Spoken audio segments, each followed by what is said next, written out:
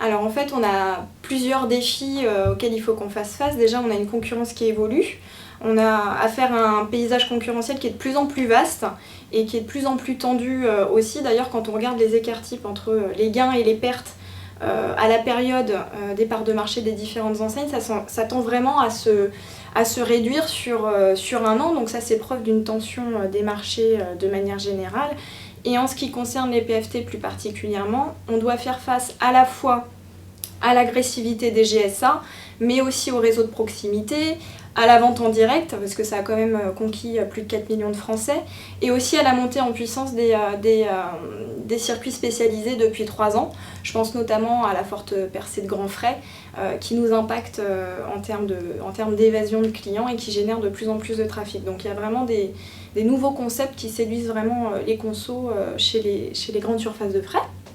Et puis en parallèle, on doit aussi faire face à l'agressivité prix de certaines enseignes, Lidl par exemple, qui misent beaucoup sur les produits frais et qui communiquent énormément. Ils ont triplé leur budget de communication, donc c'est une enseigne qui est vraiment très très visible en ce moment, hein. On le voit sur les écrans par exemple. Donc on est vraiment dans un contexte concurrentiel qui est très tendu, très bataillé, qui est large. Ce qu'il ne faut pas oublier non plus, le e-commerce qui a encore du potentiel à exploiter via les PFT. Donc en définitive, on doit émerger dans tout ça. Ça c'est le premier point. Et puis on a un autre défi sur les PFT, c'est d'aller conquérir des cibles plus jeunes. On est quand même sur des catégories qui ont tendance à se senioriser un petit peu. On a même de la déconsommation sur certaines familles de produits comme sur la viande. Donc il y a ce défi-là aussi. Maintenant, ça reste quand même un rayon principal pour le shopper. C'est quand même plus d'un quart des dépenses des ménages au niveau du budget de leur alimentation. Donc c'est pas neutre. C'est vraiment un enjeu pour nos points de vente parce que c'est plus de 20% de leur chiffre d'affaires et c'est vraiment vecteur d'image pour l'enseigne. On est sur des catégories dites de destination, donc elles sont vraiment déterminantes dans le choix de fréquentation d'un point de vente plutôt qu'un autre. Et donc dans ce contexte-là, c'est vraiment primordial d'avoir une vraie logique consommateur par univers et sur l'ensemble des leviers. Et en ça, l'expérience client via les PFT, elle est vraiment essentielle et elle passe à la fois par un concept séduisant, une offre pertinente, que ce soit sur ce qu'on va proposer en libre service, en frais emballés ou en stand, parce qu'on ne va pas forcément toucher les mêmes catégories de population, voire même ce qu'on va présenter aux clients en fait sur place.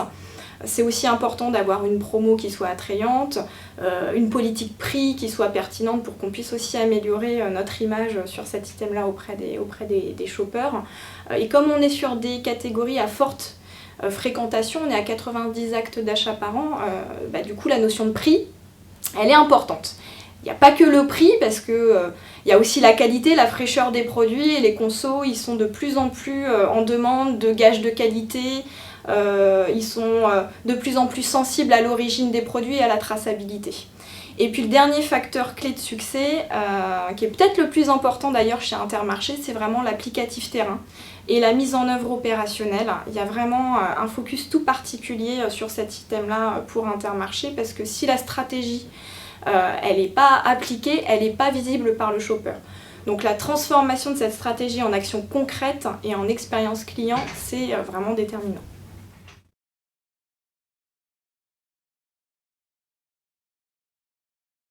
Le category management, il est primordial pour notre enseigne, pour créer de la différenciation positive dans un contexte concurrentiel qui est ultra bataillé. D'ailleurs, depuis qu'on a intégré la démarche de category management chez Intermarché, alors j'entends la création des vocations et également la mise en place d'une organisation humaine et de process orientés Catman, Intermarché a gagné des parts de marché de façon très significative. Donc le Catman, c'est vraiment la clé de voûte de l'organisation pour créer de la valeur. Et je dirais même pour créer de la valeur rentable, parce qu'on n'oublie pas non plus notre ADN négo, mais tout en restant à l'écoute des besoins de nos clients pour mieux les satisfaire. Et sur le trad, on a encore du travail à mener. C'est vrai qu'on a plus de difficultés parce que les données disponibles pour que les équipes réalisent leur diagnostic, elles sont moins prêtes à l'emploi et surtout moins riches que les données qu'on peut avoir sur les catégories du PGC-FLS. Donc il y a cette partie-là, et puis on a aussi moins de support des industriels. pour nous accompagner dans cette démarche catégorielle, tout simplement parce qu'on est sur des produits qui sont moins marketés sur la zone marché, on est essentiellement sur du produit brut. Néanmoins, le category management, ça reste vraiment primordial sur les rayons traditionnels. C'est vrai qu'on a des parts de marché qui sont historiquement fortes sur ces catégories, mais on est sur un trend qui n'est pas très bien orienté depuis 2 ans, alors même que l'enseigne gagnait des parts de marché de façon globale. Même si le trend il s'améliore à plus court terme, on a encore du travail à faire pour réunir toutes les ressources disponibles pour bien comprendre les attentes du shopper et trouver des solutions pour répondre à ces besoins-là. Donc l'objectif final étant bien sûr de créer de la préférence à l'enseigne, d'aller regagner des parts de marché, de consolider bien sûr nos positions.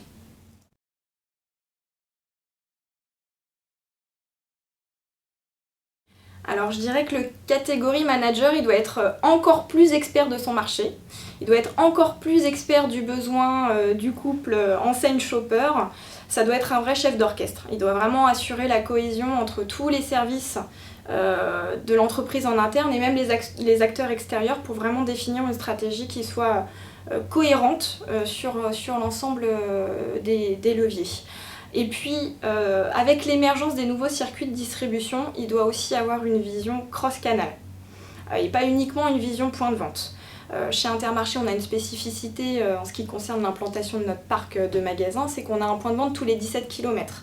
Donc c'est super important de ne pas avoir cette vision uniquement point de vente, mais bien jouer la complémentarité entre les circuits et créer des ponts entre le drive et le carrelage, pour que le client revienne en point de vente et le client vive une expérience d'achat aussi en point de vente. Et puis le dernier point, je dirais qu'il doit être pragmatique et bien accompagner les points de vente aussi dans la mise en œuvre opérationnelle. La stratégie, elle ne s'arrête pas au moment où elle est définie, hein, elle se poursuit, donc ça nécessite aussi de bien suivre, de piloter, d'accompagner les points de vente pour que cette stratégie elle soit perceptible par le shopper. Sans ça, il n'y a pas de catégorie management. Et ça passe vraiment par un plan d'action concret, pragmatique, qui est défini du coup par le Catman.